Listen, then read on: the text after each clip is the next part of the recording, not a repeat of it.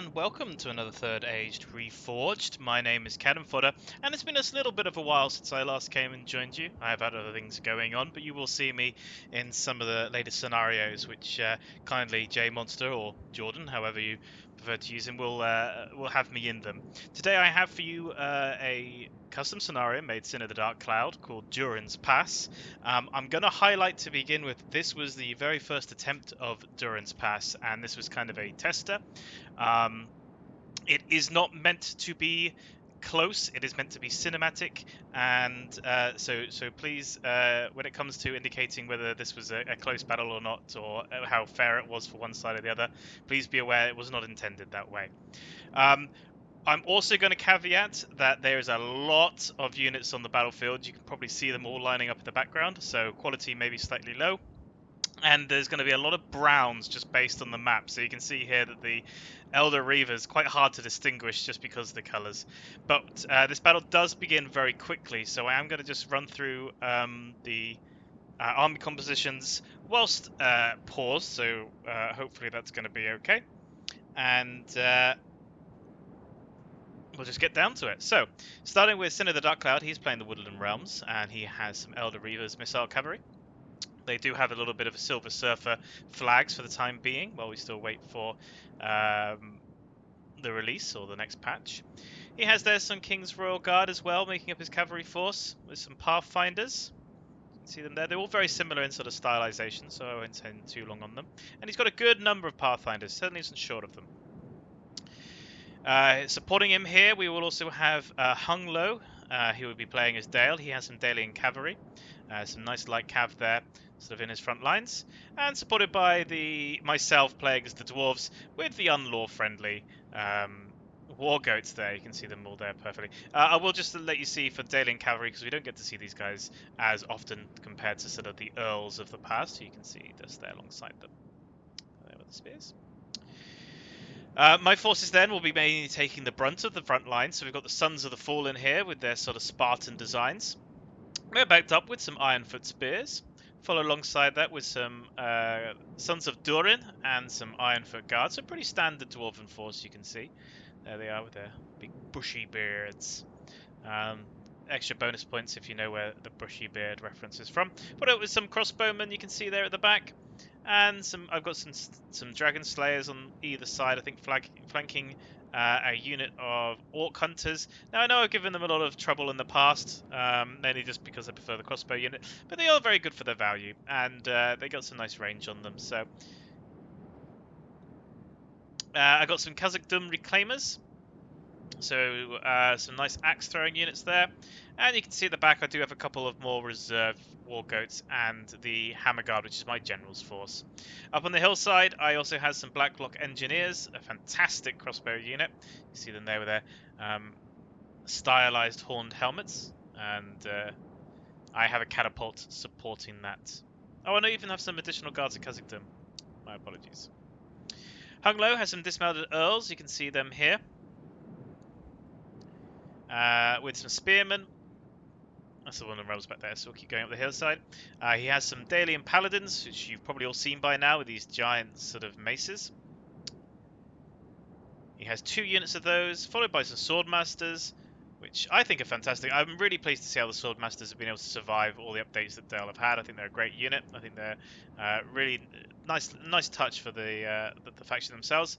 You see the marksman there on this perfect hillside position, along with a catapult, and he has some Royal Guard marksmen, which again look a little bit like the earls. And the Dragon Slayers, which have been commented a lot for their sort of Final Fantasy VII-like blades they have on their backs. Sin's final force here, which is the Reserve Force sort of reinforcement unit. We have some Forest Wardens here, which you don't get to see very often.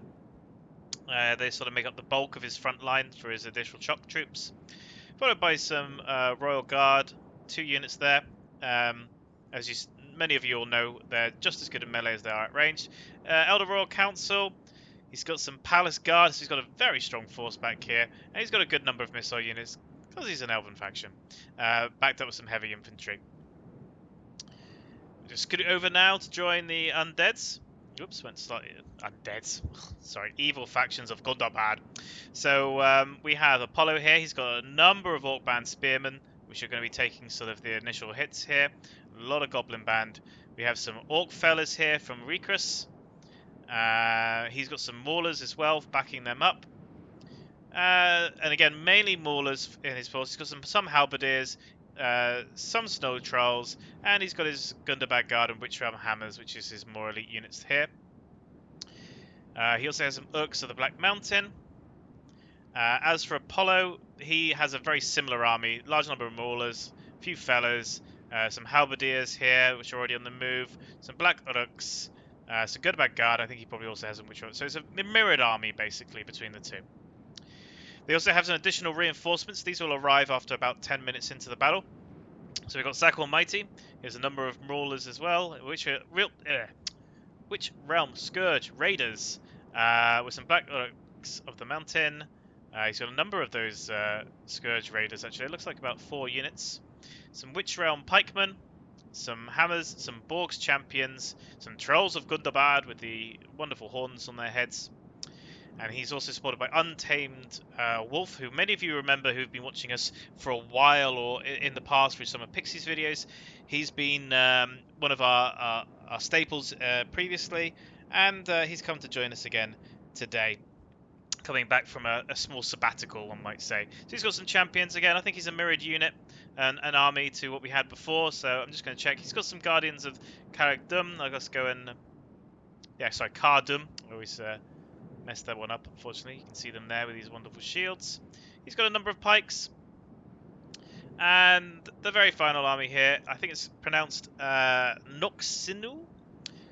Noxinu? My dyslexia, I'm afraid. Here's some Witch Realm Inquisitors. You can see them there. A wonderful cav unit. I love the masks on them, how they look. You can see them there with a great shield. Witch Realm Blackguards. He's got the Viking army, as I like to call them, with the Roadar Savages, Pikemans. He probably has some Berserkers. He's got some Axemen here. There's some Berserkers. Great unit for the value. I really like the Berserkers, and I do like the aesthetics that they get. Spoilers, I have a feeling that they're going to become a faction in their own right. And some Mountain Trolls here, and some Light Scouts. So this battle gets underway very quickly. We will see how the lag goes just because the sheer number of units that will be activated. I will probably not run at full speed for the purposes of the stream and for viewing, because it's just so fast. So we'll go down to 0.3. I imagine that'll still be pretty damn quick. So you can see what's happening here is that Sin's starting to move his cavalry force forward. He's going to get backed up by Dale. And I'm just repositioning some of my front line, but I am going to be sending up my cavalry first. So partly one of the reasons this, again, make it look cinematic, and also to try and remove some of the sheer number of units that we have on the battlefield here, just to try and make it so that we can try and remove some of the lag as quickly as possible.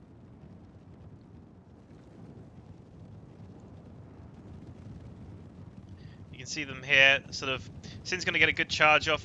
You can see as well. For those of you that don't know, a good way of when people talk of a good charge and a bad charge, what will happen is that units will have sort of a pike or a spear, and you'll see that as they come in closer to do the charge, they'll drop those lances that they use. And upon the drop of lance, you know that you're going to get your full charge bonus. If you're moving your cavalry in and they don't drop their lances, or it doesn't look like they will, your best bet probably, unless you're doing it to distract or to hold back units, or if they're just weak, sort of say goblins or something, it may be worth withdrawing your unit and coming back in for another strike. Now, normally you'll know good charges generally happen if you're downhill, the amount of distance you got going. You can see Apollo is looking to move up his goblin band. I think he might be considering about trying to get them into loose formation, but I can't be sure, as we're going to watch here the first charge, and I think this is going to be quite brutal. You can hear the horns going off. That's another sign of a good charge, as the charge and the cheers come in from the elves. So it's a 251. They go flying as though trolls were working their way through them, all along the battle line here. take the brunt of the assault. And again, all across the line this is happening here as Apollo uses his fodder forces as best as he can, really to try and slow down, wrap up, disrupt the cavalry, and hopefully just try and, you know, work off some of those additional hit points. In regards to that first assault, they're down to 71, and you can see the arrows starting to come in. Now, the fire arrows are purely coming in just because it's considered to be, I believe, a dusk or a dawn battle. And because of that, they automatically start with fire ammunition. So you'll see that will probably change as it goes forward. And you can see that the Goblin Band really struggled, but they did take that significant hit to save some of the Maulers. The Maulers did try and charge up, just try and do the wraparound. You can see actually the Spearmen didn't do too bad on this side. They held up a bit better. But what Polly tried to do there was bring his Maulers up to try and then wrap around the cavalry as best he could. Many of you, if you've seen, and again, I'm sorry for the brown on brown, but if you saw the Isengard offensive against Rohan in the previous video that I did, you can see that's a tactic we tried to use effectively as best we can. Now, admittedly, we had a little bit more luck because the Isengard forces generally actually have quite good armor, even at their lower tiers, unless you're taking sort of snagger forces. Their Urukai can be quite useful, and we were quite lucky having Grievers as well with their armor-piercing damage. As you can see, the Delian light cavalry now coming in against these sort of fellas. 253. And you can see here, even the light cavalry, very fast, very good on its feet, very speedy, still getting off a nice good charge in here and pushing through slightly. But you can see that Recruits again trying to do a similar strategy to Apollo. When that first line comes in and hits the cheap units, trying to bring in that second line here to try and either get those that force their way through or try and wrap them around. You can see that light cavalry had a little bit more trouble against these sort of slightly better fellas than the Goblin Band. You see he's going to withdraw there, taking a few losses as Rikus tries to stop his flank from being exposed and trying to wrap up that sort of line as they start to reform themselves slightly. You can see here that the assault's quite heavy, however, from Sin. He's not really letting up as and poor Apollo is getting sort of a bit double teamed here by Dalian forces.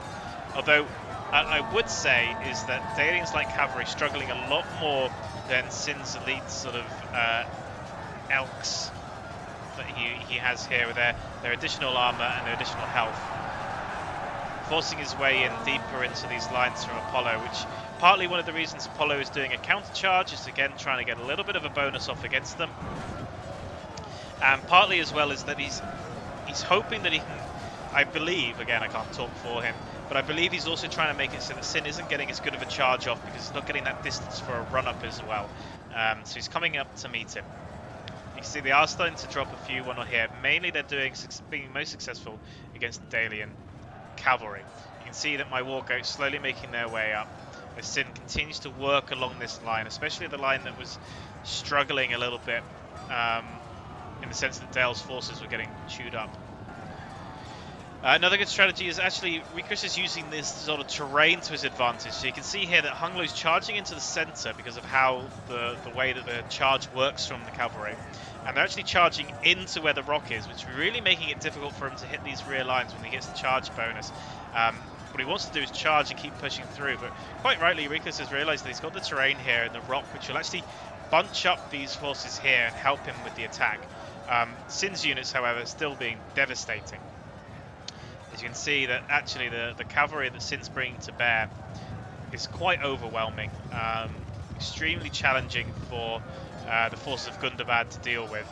And actually you can see that what has happened is through weight and mass alone, Hunglo has been able to force his way through the forces here that were trying to withstand any assault on the flank to stop from the rear charges from coming in as they do make their way in.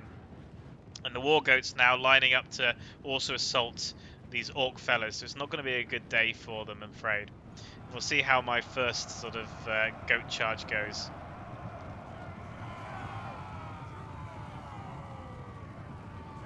So this is a unit of 253 again, so still very sizable, very healthy.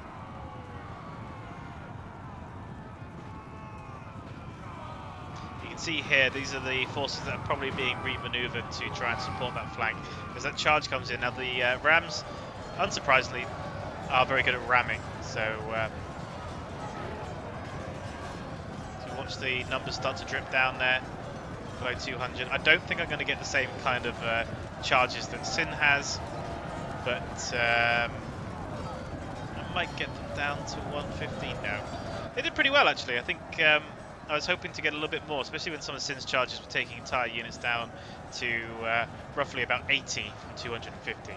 But the fellas, again, holding up quite well, considering what they're trying to absorb.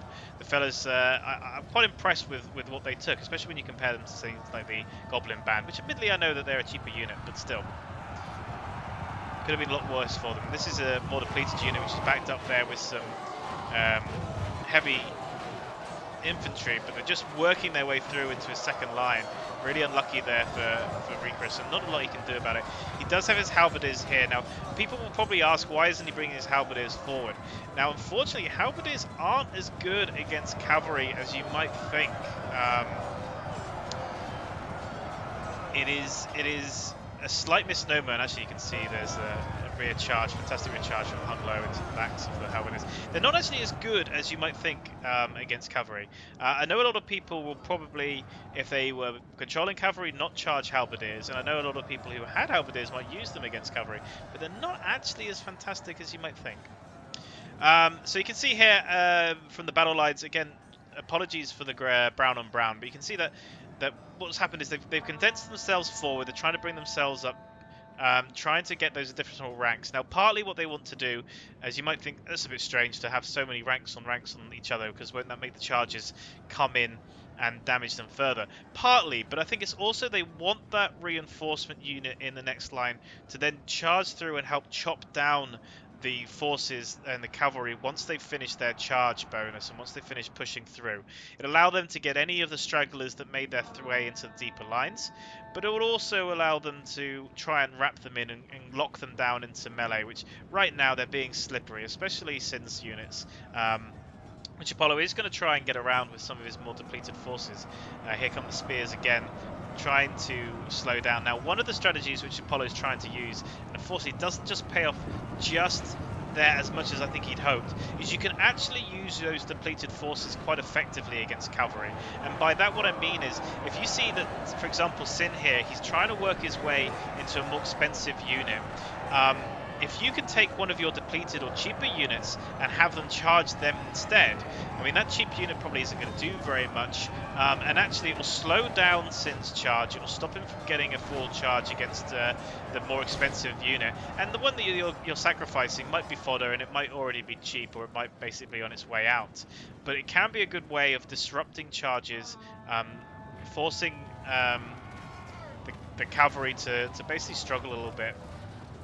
As you can see now, actually, the light cavalry from Hung Low, after taking some early losses, are actually being quite effective now. You can see just the devastation that it's bringing here, as myself and Hung Low, me with the War Goats, are trying to sort of charge in and charge out, be a little bit unrelenting, continually cycling with what we have. One of the advantages that we have, you can see a nice rear charge coming in from Hung Low for that force that was able to get into the back lines. One of the advantages we have is that this is a very long stretch, a very, very long stretch for them to hold. And they have to hold it. They can't allow us to get behind them because all hell could break loose. So they have to hold that entire width. But it allows us then to really be quite picky where we want to charge, what we want to do, how we want to go into them. And it's extremely difficult for Recris and Apollo, especially while they wait for their reinforcements to come in. All they can do is kind of take the brunt of it, really, with these cheaper units. Try and get as many kills as they can while they wait for the elite sort of Gundabad to arrive later on. And really their role is, I guess, to try and save as many future lives as possible by sacrificing the current one. As you can see, they're still trying to work these light cavalry. But after the success early on of the fellas, the Marauders having a little bit more difficulty bringing down these this light cavalry, and actually Hung Lo even being able to leave himself in there a little bit longer. Recross here now starting to bring his snow trolls in with mixed success. We'll have to keep an eye on them, see how they go, see how they do. He really doesn't want to lose them though. He has got a force of 20, which can be quite strong. Really definitely good in the later stages to push through some of the more difficult battle lines. But they can be susceptible, being infantry, to charges themselves, and you can lose a lot from a well-placed charge, especially if Sin uses some of his forces. As you can see as well, Apollo bringing forward his snow trolls in a similar vein. And you can hear the horns of the elves. If anyone ever sees the Battle of I guess it would be called Orthanc, which is on Milk and Cookies TW or Indie Pride's channel, that I played with Sin and Paladin Bob, and I had a unit of snow trolls that unfortunately got charged for some Knights of Numinous, I believe it was, and took about half the force. And it was pretty unlucky, really. I was trying to not soak for the damage with the trolls, but I wanted the trolls to charge in alongside the force that was being hammered, but they just clipped them and took out significant portions of them. But you can see here, actually, the snow trolls doing effective work. You can see quite a lot of the missile reavers here falling. I think Apollo chose his target well, going for that lighter missile cav, and you can see that he for a loss of 2, I think, which is probably a little bit of an unlucky loss of 2, didn't do too badly. I'd be quite pleased with that in terms of the destruction, although it might mean that the missile cav are out of ammunition, which probably means that they did quite a lot of devastation. But you could also argue, admittedly, probably not against units that are particularly elite or expensive. My war goat's getting a little bit stuck in amongst Sin's own cavalry here, and so what's happened here is that I couldn't get the charge, and I'm pretty sure I'm just going to withdraw those guys, as I got caught up in the sheer number of Woodland Realm cavalry. As you can see that they are now taking a frontal charge. It'll be interesting to see how many of the trolls will survive that against the Pathfinders. Although, having said that, they did seem to do okay. Now, partly that could be because of the counter charge. It could have been that the Pathfinders didn't get a full charge bonus off. They did lose... Oh, there you go. You can see them dropping now. So they did lose quite a lot of HP from that. And it looks like the 4 there are going to get hit by additional Pathfinders. So a little bit unfortunate. Part of the parcel with the issue of trolls being infantry.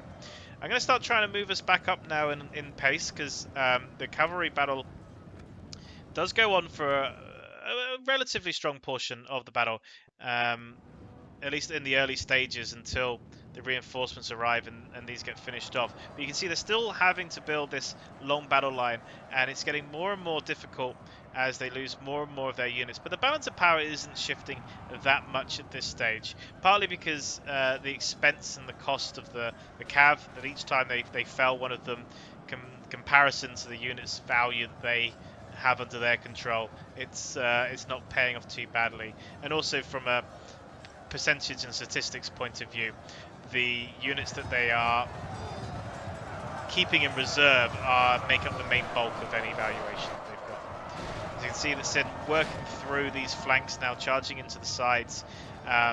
Unfortunately, Apollo's units are getting a little bit strung out now, getting a little bit out of their formation, because there's not a great deal they can do. They keep wanting to try and countercharge. They want to keep pushing up their lines as best they can, keep trying to apply pressure from Sin to stop Sin from being able to do a slight guerrilla tactic, really. Pulling back, going forward, then when that one's done, cycling them around, switching them around like a giant sort of circled chain of death. And you can also say this is still not at full speed, and you can see the pace as well that the cavalry is coming in. It's extremely hard for Rikus and Apollo, both of them seasoned and veteran players of the game, but there's only so much they can do. They haven't got the most in the way of the unit type. They don't have the most in the way of archers, if at all. I didn't see any previously. So they're trying to battle this out in any way they can. And you can see they're trying to swamp round, they're trying to hold their lines, and they're trying to really just, as I said, hold as best they can until their reinforcements are timed in. And to be honest, they don't do too bad of a job considering what's up against them. You can see Rika still has, I believe, the entirety of his trolls and snow trolls getting ready, as they now sort of do a charge against Sin's Pathfinders. If you'd waited maybe half a second longer, there goes a general, I think that's a general of Apollo. If you waited half a second longer, I think that charge from the Kingsguard would have ended, and then he would have come in with his trolls and been able to counter-charge with them being more stationary. But he did lose a couple there, but in the same vein, I think it was a fair trade in terms of trolls to Elder Council. And again, you can see them trying to wrap round, trying to close the noose on the Pathfinders, but just getting caught out by the follow-up of the King's Guard. And you can see that was a better charge as he comes out to try and take on my War Goats, which had been stopped and caught out, allowing the Trolls to come in and get some good hits as I try and quickly move them away. Again, the Halberdiers trying to come in to help them out there. As we now we'll go up to full speed as the reinforcement armies are on the move. So you can see here that Zach Almighty is starting to bring up his Uruks of the Black Mountain and starting to prepare himself. In terms of the cavalry, there is still a fair amount of cavalry on the field. Now, at this point, Rikus does something quite interesting, actually, and it wasn't something we were expecting. He starts sending his forces and pushing his forces through to go for the back lines. So he's at this point, I guess he knows his reinforcements are on the way and his reinforcements are going to back him up. And it kind of feels like he's trying to make a sandwich. So he's going to try and stop any infantry from supporting them, but also he's going to make it so there's very few places for the cavalry to flee soon. Whilst the armies keep pressing it up, the amount of space the cavalry has to work with gets less and less. And anyone that's tried to use cavalry in a siege battle will know that actually cavalry becomes quite difficult to use within sieges, just because they can't really move around the battlefield in the way you want them to. They can't get down the streets, they can't turn the corners quickly enough to charge. And partly what he's doing is he's shrinking and shrinking the battlefield. And I kind of feel that maybe if they'd done that sooner, it would have worked out better for them. If Apollo and Rikus had just pushed their lines up, kept pushing them up.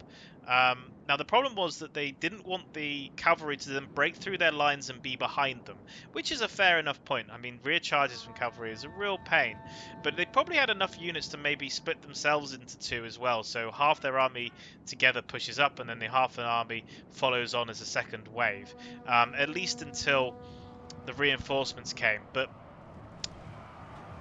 you can see that we don't really tackle it very well. So I send back my Dwarf and War Goats to try and support the lines, whilst Dale and the Woodland Realms continue to fight, but they are now going up against the stronger elite forces. And you'll see that Dale is going to start losing more and more troops. So he's got 10 units here. He's trying to go for the Goblin Trackers, but they are going to be supported by a number of Witch Realm pikemen, and the pikemen are going to start causing real significant problems for us as the three armies now of more strong elites start pushing forward over the dead of their allies.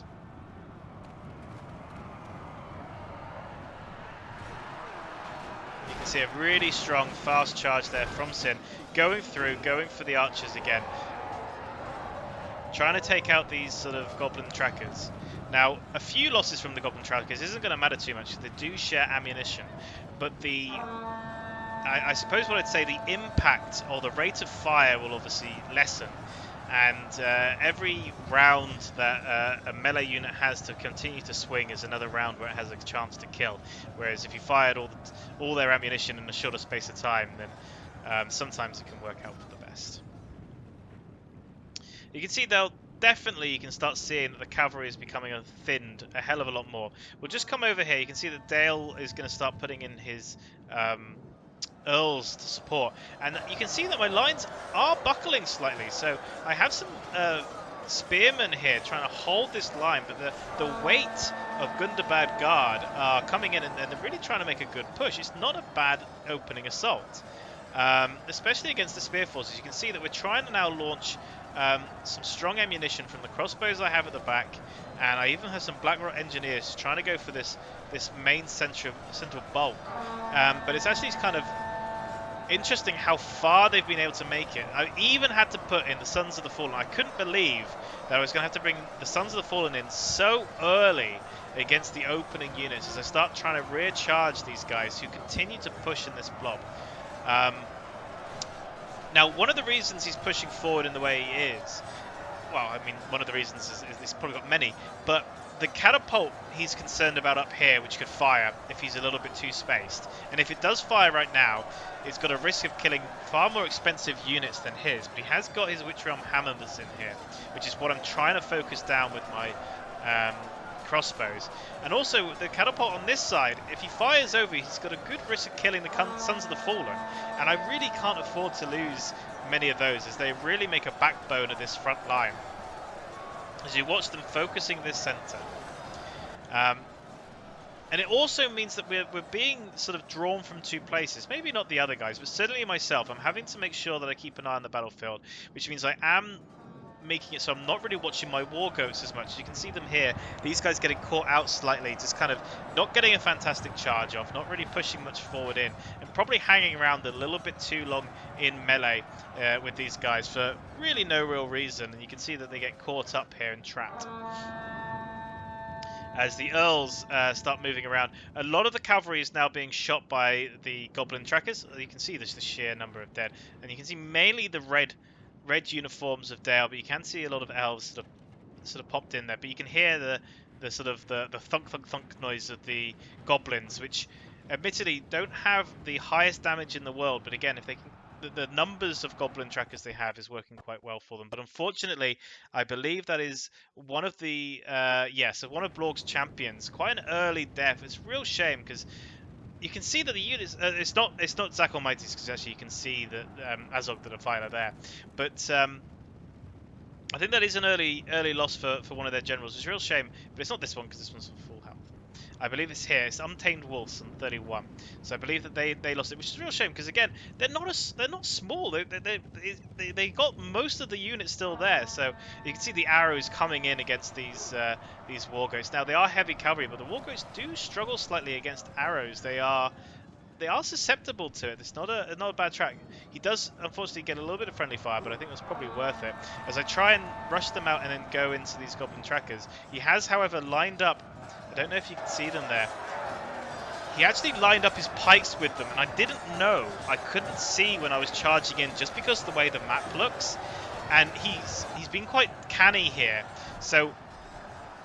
And he's locked in this force, but he's mixed in his goblin trackers with the pikes. So as you charge through the first line of trackers, it then goes into the pikes of the second row.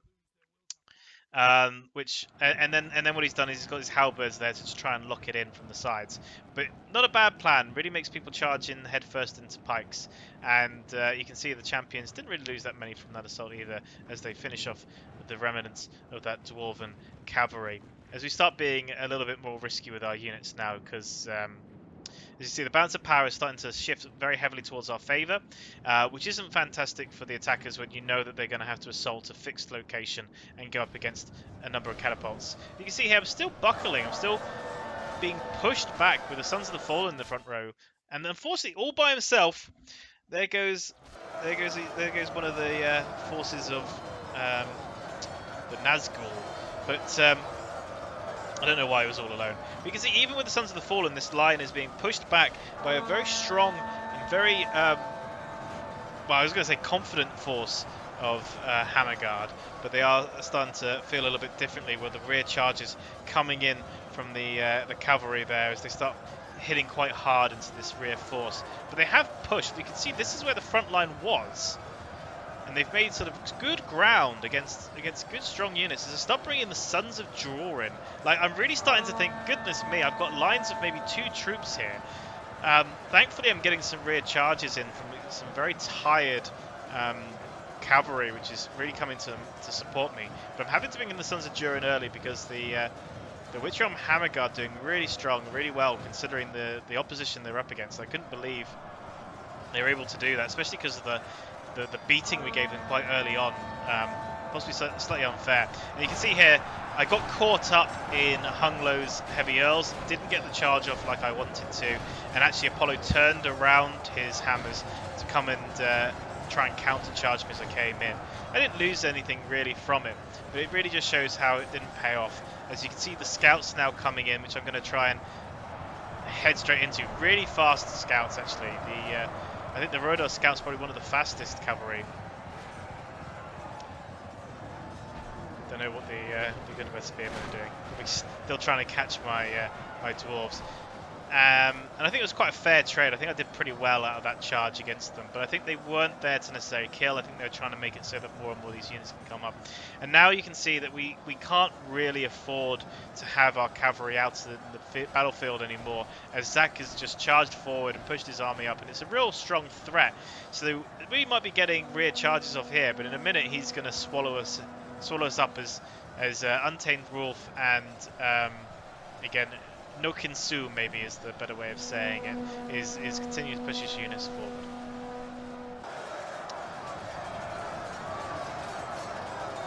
It does look like we've become victorious here, but only a short respite before Zach's forces now coming in to test my units. And my catapult's still firing. Sorry, not catapults. My crossbow's still firing. They've been firing now for some time, and ammunition is going to become a little bit of a problem soon. But you can see the number that have died here, and it's not like it's short of dwarves either, but admittedly, definitely those sort of cheaper Gundabad forces which fought bravely. As I struggle now and rush my troops to try and reform this battle line, as Hung Lo starts bringing his catapult, you can see really strong hits from the firing ball of death. It's a fantastic position that he's being able to throw into, and he almost can't miss. The worst thing he can do from this position is actually kill my units. And we were talking about this on the voice chat, and Hung Lo didn't really care too much about my dwarves. He seemed to be a little bit anti-dwarf, or a commander of the humans. I could understand it from the elves, but maybe not from Dale allies.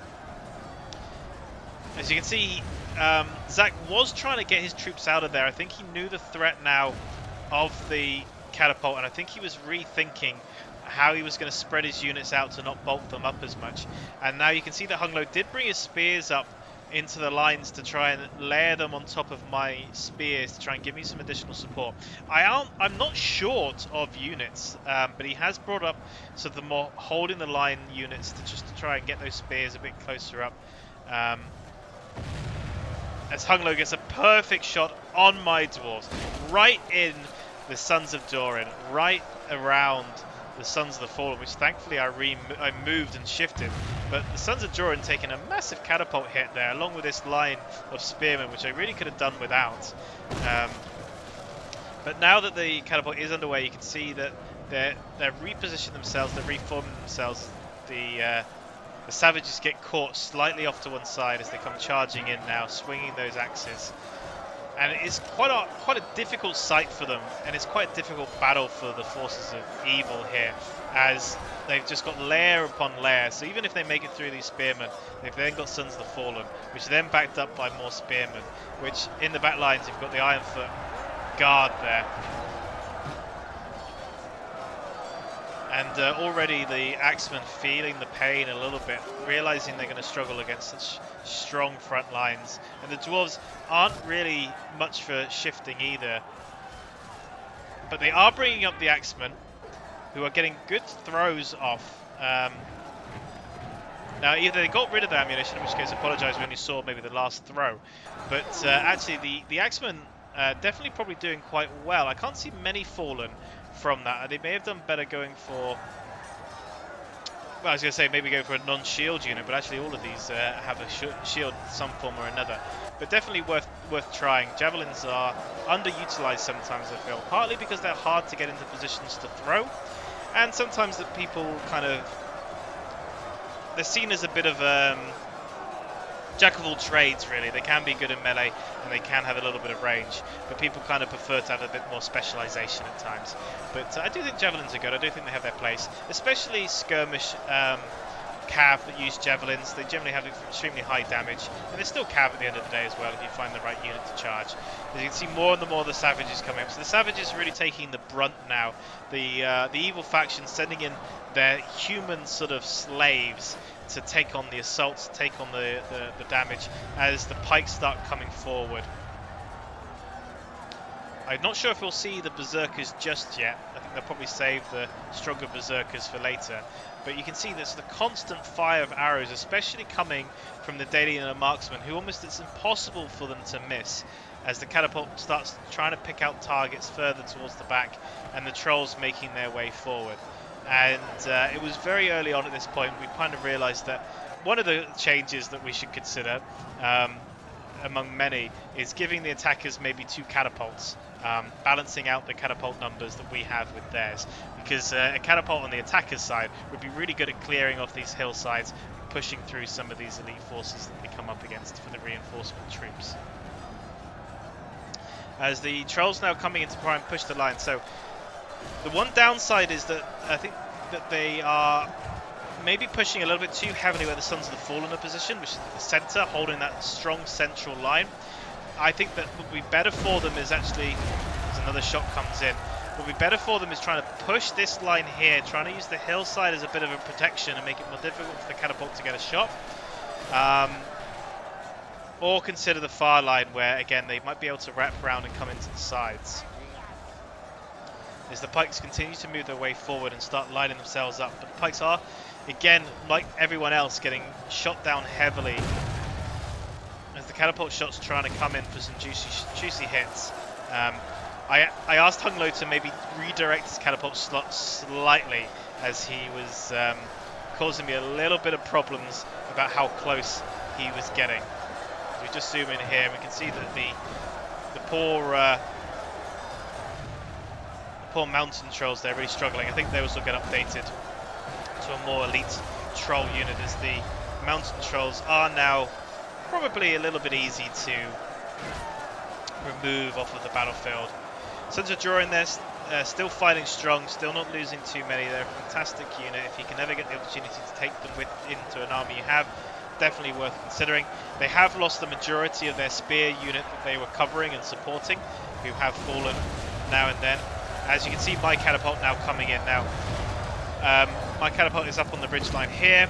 I noticed that Dale had the majority of his forces here, so I thought, well, if Dale's going to fire at me, I will fire at them. And also because I thought that I felt that the Black Uruks of the Mountain was a suitable target to attack. And Zach here doing exactly what I thought they should do, trying to get round. And you can see he does get round the side of these spears. He does start finding that little crevice there to push through. And you can see that the dismounted Earls now having to reform themselves, and I'm actually reforming my Ironfoot Guard as I notice the gap which Untamed Wolf is producing there. And it is unfortunate he's not able to get through as quick as he can. I do get 2 lucky shots off with the catapult as the Shadow Guard must have used their ammunition to start moving forward. And I think what they were doing is they were shooting up here. If you see, there's a few dead forces, and I think they probably targeted the catapult crew as well. But you can see them moving forward now, and the Goblin trackers repositioning themselves as more and more of the spearmen rush into the front lines where so many dwarves have now fallen. A lucky hit from me there going into the lines, and very lucky not hitting my own Sons of Durin again, as now some stronger trolls of Gundabad start coming in, pushing up with the savages, which are having to continually force themselves into the front lines, continually push themselves in to try and lessen the amount of catapult shots and archer shots coming forward.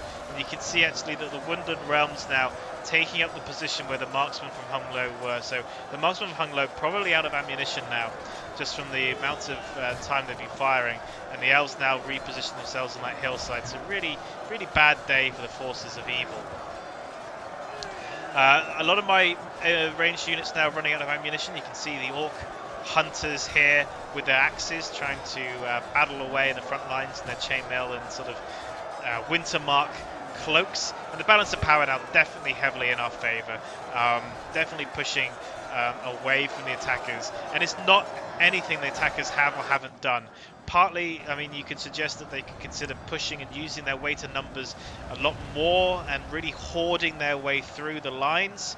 But the threat there was that there's so much in the way of skirmishing force, so much in the way of catapults, that they really open themselves up to being beaten up pretty hard.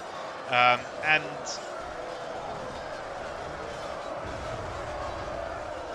I guess that they didn't want to perhaps risk some of their few but very effective elites to a lucky catapult.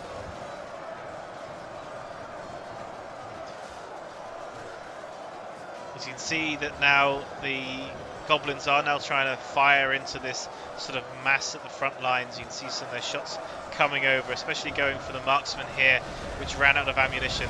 There's unfortunately some friendly fire coming in, burning a number of trolls and some humans who probably had it coming. So the only respite that the evil factions are having is that myself and Dale are running out of ammunition. But again, Sin coming to our aid as reinforcements. And again, it's just a bad day, especially with the goblin trackers seemingly shooting some of their own men in the back, which doesn't help the situation. Sons of the Fallen really not phased too much. They've been fighting for some time now. Let's see if I can find their flag and see how they're doing. Oh, I thought I had it. Almost had it. No, I lost it again. There they are, level 22. So they are being worn down, but it's very costly. I imagine the Sons of the Fallen probably getting a good number of kills. You can see now they are starting to try and use their mass, hoping really now that it's just the elven archers left, that they might be able to do something here if they push hard enough. My reclaimers are pulling back slightly. They do still have ammunition. They got caught out as the battle line started to flex because of the trolls coming forward. As you can see that the Witch Realm Scourge Raiders, with those as a shock troop, trying to muscle their way in, trying to support their savages, trying to push through the gap they thought that they may have created in the centre here, only to find waiting for them on the other side some dismounted earls. It's really unlucky because it's not a bad spot to push, because really besides the earls it's crossbow units and Dale marksmen here. As you can see again, they're really starting to push hard against where they've seen the archers in the front line. Those Dalian earls causing problems.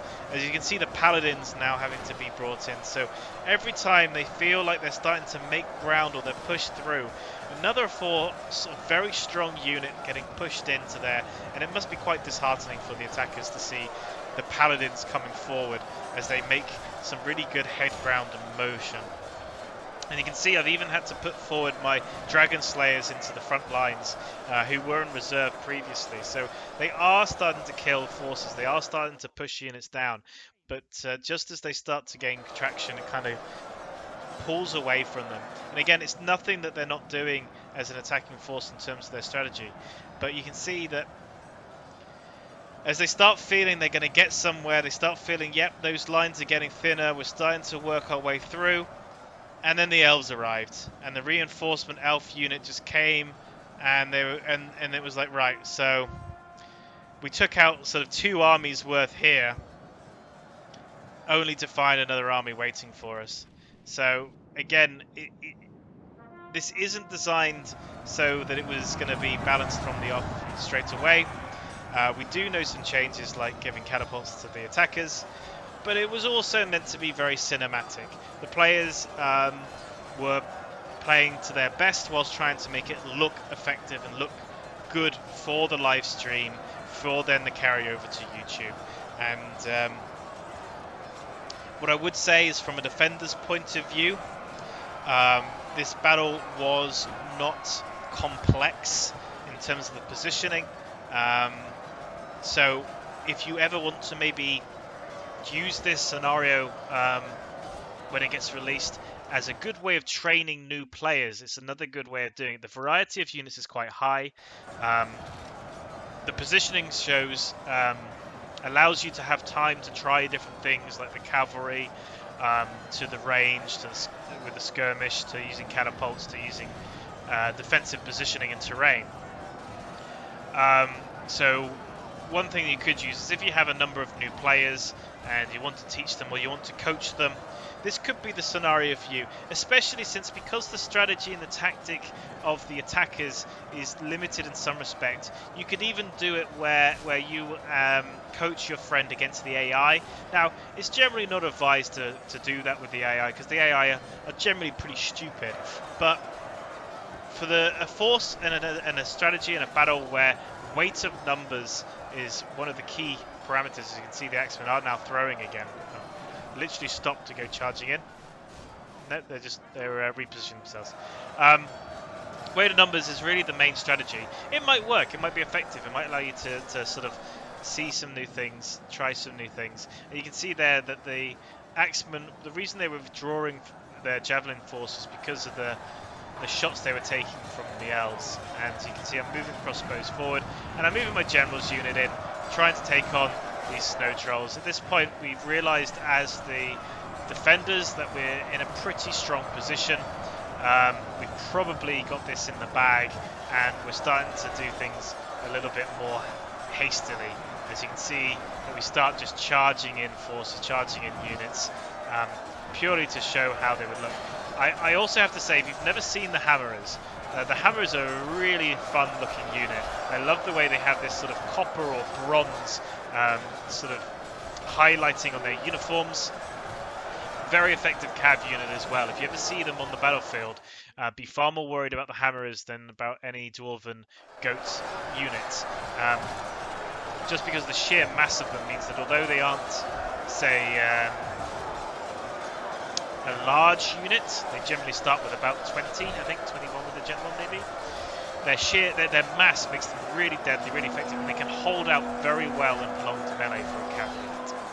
So, as you can see, we just kind of funnel in as the Elven forces pick up the front lines, trying to take on these pikemen, which are now being thrown into the battle alongside the Witch Realm Hammers. And you can see the pikemen do quite well for themselves. And as the forces that Sin has is really starting to run out, you can see he does have a little bit of ammunition left with his Royal Council, and he has got his general still back there. But really, this is it. This is it for the defenders. Now, that isn't small by any means, but it's not bad considering what they had to go up against. And the elites, I would say, of Gundabad did perform well for themselves. The Witch Realm Scourge Raiders, which can sometimes be a little bit hit or miss depending on what they get put up against, did well. The Pikes did well as well. And I guess it shows that Gundabad, I would say, in my personal opinion, is probably maybe up there, well, depending on how you view Rune, but I think that Gundabad is probably one of the strongest factions for the evil factions right now. Mordor had a very good boost because of the Morganin? The mid-tier elites that Mordor got was a really good, fortunate addition to their units. But Gundabad, very good right now, especially since they started off in vanilla as being, in my opinion, arguably one of the worst. Now, it'd be interesting to see how Burada's spin-off will affect them, but I don't think too badly. They'll lose the Burada Pikes, but the Witch Realm Pikes are pretty damn strong. They'll lose the Berserkers, but actually the Guardians are pretty damn strong. So I think Gundabad is still going to be a good force to be reckoned with. And I know that some people do, as you can see the catapult's still flying, I know that some people do complain that Horde tactics isn't a tactic that the evil factions can do anymore as we try and balance them more. I don't think that's necessarily true. Like, we do see battles here with scenarios where actually the valuation of the armies, you can see punishing shots coming in from Hung Low, where the valuations of the army aren't really reflective of most battles. In an even pricing, you will still see horde mentality from the evil faction, just because the limitations on certain units they can take and the numbers of them they can take for the value. Sometimes it is better for them to continue to have some of those horde numbers, and it's not bad. Like, if anyone's ever seen UMAG Commander's quality versus quantity, he takes 100% free units of the Mordor Warband, I believe they are now. Originally they were a different unit, which I think cost 100 each. But anyway, regardless, they're a free unit that he uses to take on some of the most expensive elites in the game. And yes, some of them make it all the way through. Some of them make it so they kill, you know, a 20 sort of block of them. But other units don't. They do get tired, they do get worn down. Exhaustion is a big thing. And also, fighting uphill has a huge negative, much more than I ever thought it did in some of the battles I've committed in. Fighting uphill can be really strong. So if you can make a nice unit with a good sort of blob force, it can really sort of tie up elites. It can slow them down, it can make them tired, and it frees you up to do more things as well. Now, in scenarios like this, everyone's taking an army of a stat block of 20, but it's just not possible to do that. And I think that as you see more and more tournaments come through, as you see sort of maybe video replays from some of the RP campaign that we have going in our Discord, which please feel free to join if you haven't already, you'll see that where they can't afford those kind of armies, where they can't afford full stat blocks, you will see that sort of horde mentality, and it can work very well. Again, just think about how well the Reavers did for Isengard against the Rohan Cav forces that we went up again in my previous video. And they're a cheap unit, but they probably killed well above their costing. As you can see here, that the forces of evil are still trying to do what they can. They are still holding on as best they can. They have unfortunately taken a few catapult shots. And they are sort of bowing slightly as we push more and more units in. But that's it. Everything is committed. Everything is in this one sort of spot, which is why we think the 2 catapults for the attackers might not be too bad, as they would be able to sort of work down some of these units. But you can see we are pushing now. I am going to just slowly start to push up the speed now to fast forward. As you can see, the elites holding on for dear life, and you can see freaking hung low. Okay, so he burnt some of those units there, and he has caused a little bit of breaking, but he killed so many of the elves. So many of them in that one shot. Right here. Burnt them to a crisp. Whilst you can see they continue to fight on to the end. Layering the pikes with the shields of the Berserkers and the Guardians. Me and Sin continually try to do random cav charges that we have, as well as the Witch Realm Inquisitors trying to do the same thing. But they have broken through on this side. I don't know if you've seen that. The Witch Realm Hammer Guard have been able to make their way through on this side as we try and charge to hold them at bay. But they are pushing through. You can see that the Witch Realm Inquisitors charged through, but unfortunately charged straight into the arrows from, I think, some, from my Blacklock Engineers, which still have ammunition, as we turn around to face them, as they try and get rear charges off. And it's a never say die attitude from the attackers, and I really do appreciate that from them, especially since I also think, as much of the time I never got near to finishing, going up against the timer as an attacker certainly makes things a little bit more unfair. As there goes my general against the Hammer Guard, which is not unsurprising. Again, I believe in the Battle of the 5 Armies that we did with Pixelated Apollo and Jackie Fish, I believe we charged a group of Witch Realm Hammerers and lost significant portions of our troops in that as well. Unfortunately, there goes the Inquisitors General, and with that, the beginning of the end, really, as the final unit's going to get wrapped up here and swamped and sort of flanked around. But all credit to the players involved. Thank you again to Sin for bringing up the map. This is just a small filler, as I'm aware that I suppose I have not put up as many videos as previously. Like I said, partly that is because I've been playing in a number of them, and as I said in my previous video, we do like to have it so that in ones we play in, somebody else commentates. And then other things is like I've just started a brand new job this week, and also I have a baby cannon fodder cannonball on the way as well, so I'm preparing for that. Please, again, feel free to join our Discord. Please feel free to like, subscribe, comment, follow us on Twitch. Please, as well, if you come to our Discord, we do tournaments. We do have an RP campaign. We do have lots of people there who are happy to help support, talk, and chat. And we do play the odd other game as well. So Sin has on Tuesdays, I believe, out of each week, a warband warband sort of, what would you call it? Session, I guess, gaming session. So there's that, and I believe that there's a couple other games that get played as well. So if you do have Mountain Blade Warband, please feel free to come and join us as well. You can help us with some of the clan battles we do on Tuesdays, and watch Sin tear everyone a new one because he's extremely good at the game, which is quite disheartening as I'm not very good. I prefer Napoleonic mod, to be honest.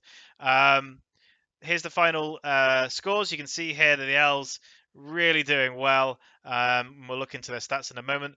Myself and Dale getting sort of similar sort of kills, similar sort of units remaining. But this was eerie. So the two bottom units here, this is Apollo and Recrus, exactly 315, both of them. Exactly, which we thought was quite eerie. Very strange, since they only had one unit difference between them in terms of their general's unit, I believe. So we thought that was quite an interesting one to see. Looking into the elves here, you can see that the Elder King's Guard, 1,471. Pathfinders, just under 1,000. Over 1,000, over 1,000, over 1,000. And you can see actually his marksman, I believe that's his marksman, getting only 376. Royal Council 574. Royal Guard 445, 446 respectively, and then some of the units here, like his Forest Wardens, and some of his melee forces not getting as many, just because there wasn't many in the field. Those that were left were elites. In terms of casualty sustained, though, they did take, they did take some hits there. They did get some kills. They were in the front lines, but you can show the power of some of the elites of Gundabad there. As you can see here, he's almost got close to 500 some of his ranged units. Just want to thank everyone for watching. As I said, this was just a cinematic filler. It wasn't meant to be even. It was the very first time we saw it and did it. Some changes will come in, of course, but thank you and